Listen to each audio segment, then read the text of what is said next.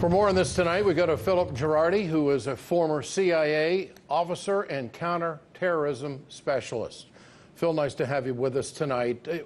Describe in your words, in your opinion, the mission in Syria post-airstrikes. Where are we? Well, that seems to be a bit confused. On one hand, we are hearing that the United States will be getting out sooner rather than later. And on the other hand, we're hearing that there will be a presence of the United States in Syria for the foreseeable future, primarily to monitor Iran. So there is no simple answer to that. The president and his foreign policy staff seem to be undecided on exactly what the mission will be. How good do you think the intelligence was before the airstrikes? How much do we really know about what's going on in Syria? Well, I think the simple answer to that is the intelligence is terrible. We don't have anyone really on the ground. The only access we have to people that are providing information are the terrorist groups themselves or the rebels that we are arming, and they obviously have an agenda. The U.S. has very good technical capabilities from satellites and that sort of thing, but that doesn't really tell you who carries out a certain action or who carries out a terrorist act. How much confidence do you have that the OPCW investigation is going to render a judgment that's credible?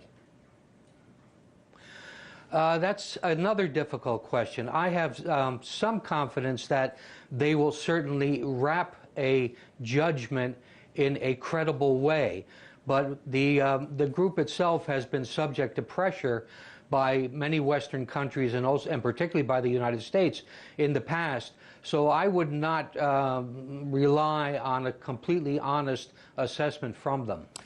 Is it convoluted thinking to think now that maybe Assad feels even more empowered post-airstrikes because of how surgical it was and how sensitive it was as far as the United States, France, and Britain were concerned? I mean, they really didn't go after him in a big manner. It seemed like the rhetoric outdid the airstrikes.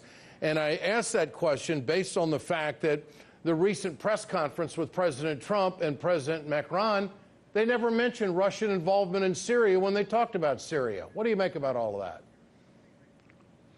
Well, I think the attack was deliberately staged in a way to avoid casualties for the Russians. I think that was that has come out subsequently that was a deliberate decision, and I think that was a good decision. I think it was a bad decision to do it at all. I believe that the White House should have done what we would consider in the media to be a fact check to find out what actually had happened in Syria, and they would have discovered that actually at that point they knew nothing about what had happened in Syria, and they were making judgments based on what they thought were the way the Syrians were behaving.